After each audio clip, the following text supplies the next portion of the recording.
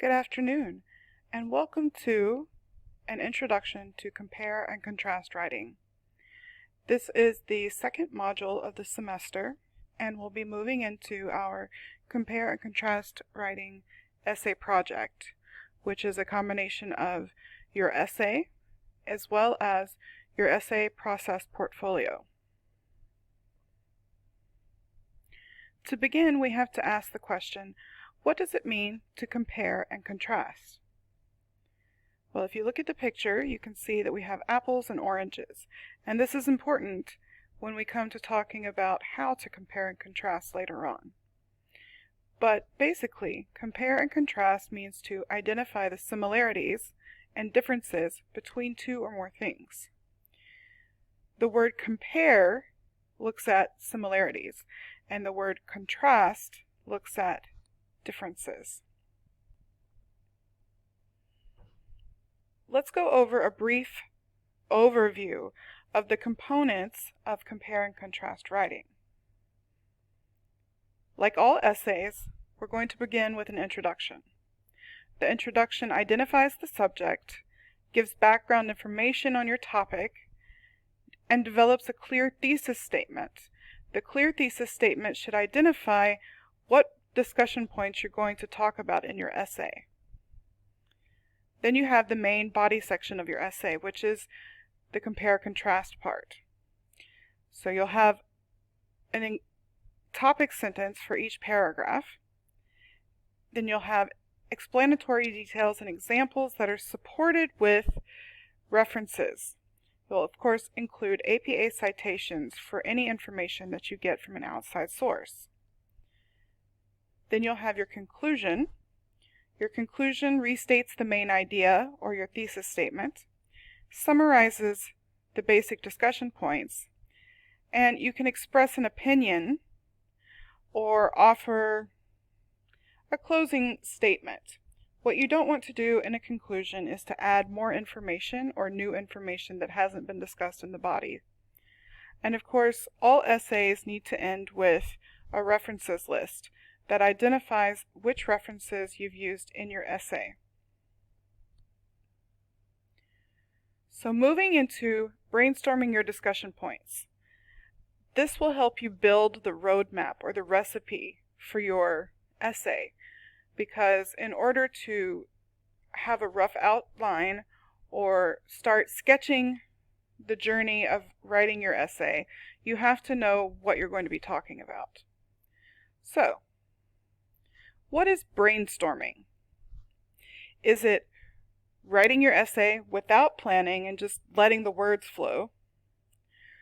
Researching your topic and coming up with the perfect discussion points as quickly as possible? Thinking about your topic and coming up with as many ideas as possible as quickly as possible?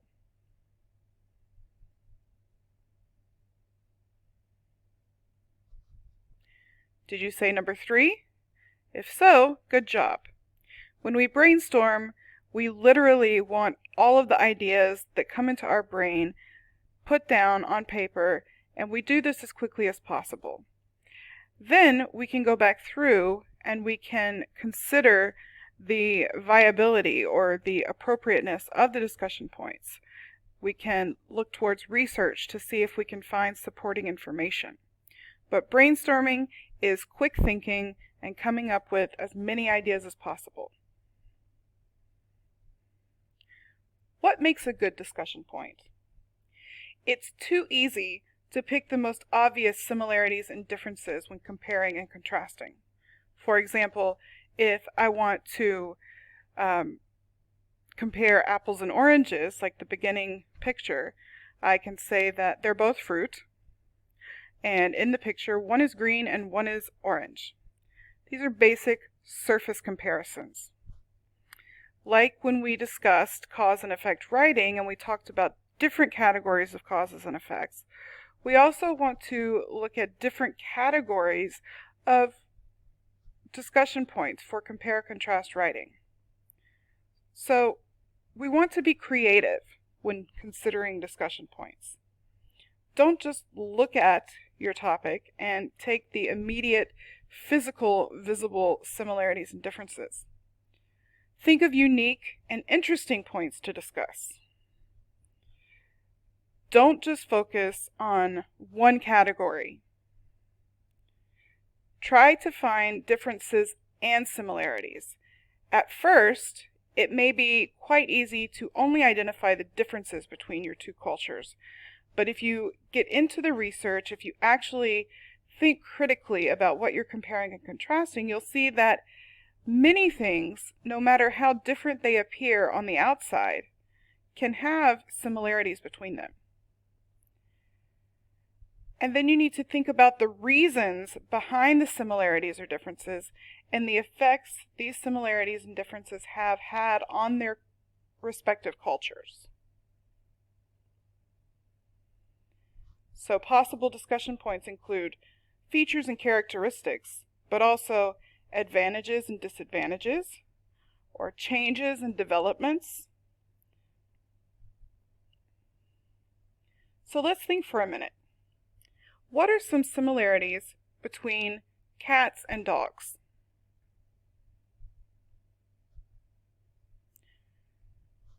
What are some differences between cats and dogs?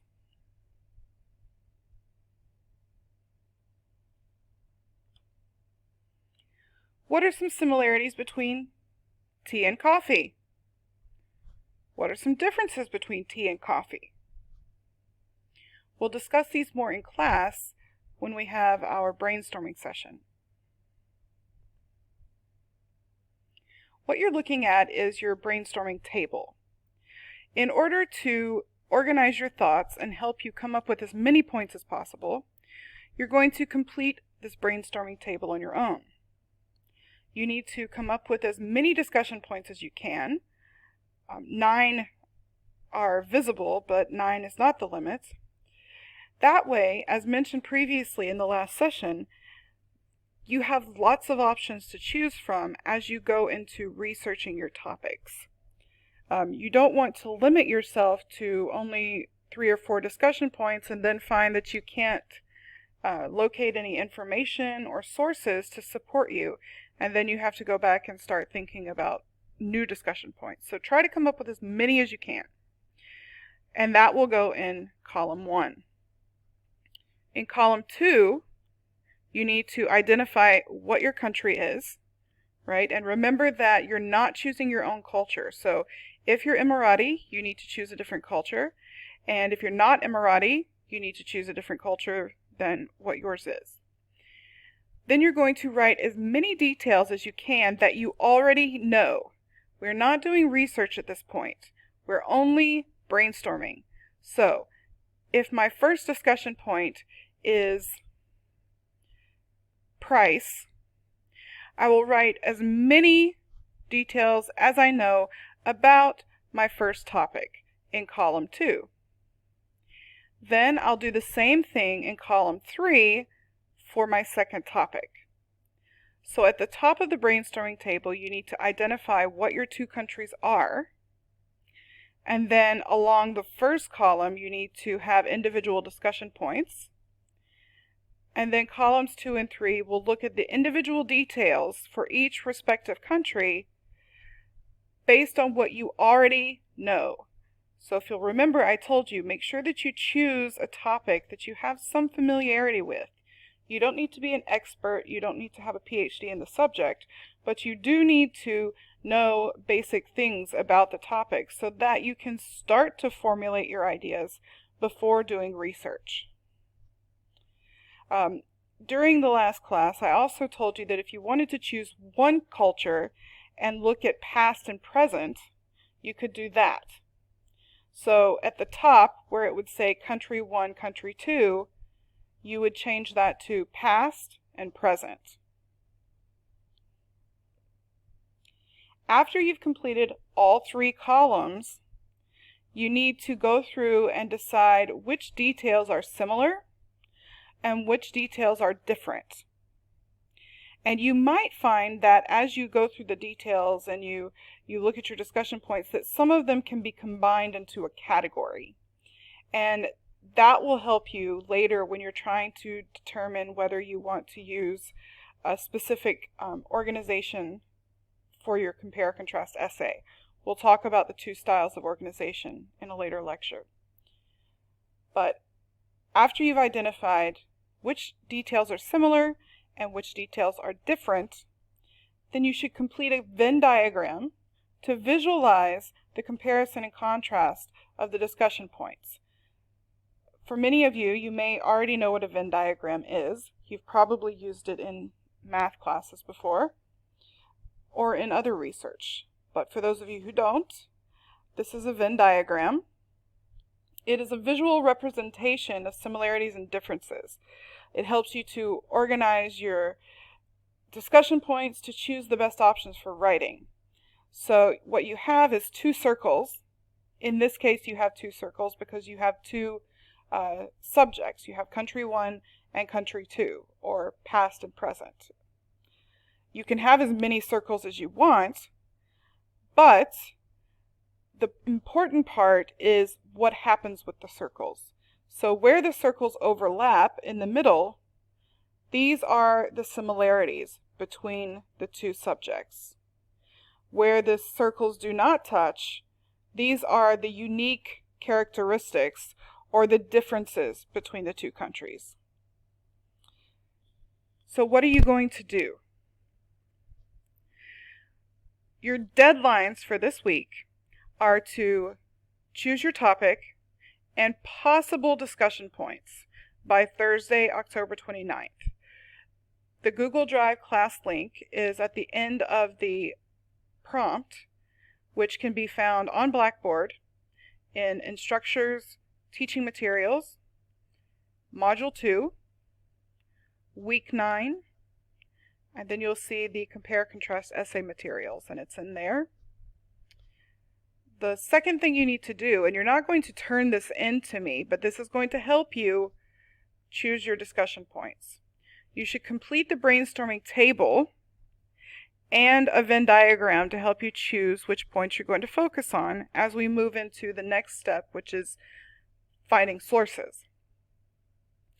There is a blank brainstorming table and Venn diagram document on Blackboard in the same file where you found the essay prompt and activity timeline.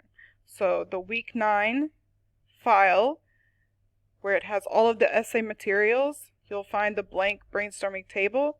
You'll also find an example brainstorming table that I've completed on a different topic. You will submit the brainstorming table as part of your process portfolio at the end of November. However, you're not giving it to me yet. But you do need to include on the Google Drive class link your topic with the countries that you're choosing and several possible discussion points, so I can see that you are brainstorming and you're starting to think about your project and the shape that it's taking. We'll discuss this PowerPoint more in class, and we'll also look at the two comparison contrast topics that I mentioned during the PowerPoint. The next lecture is going to focus on finding credible sources and how to locate reliable sources for your supporting evidence in writing. Thank you guys, and I'll see you in class.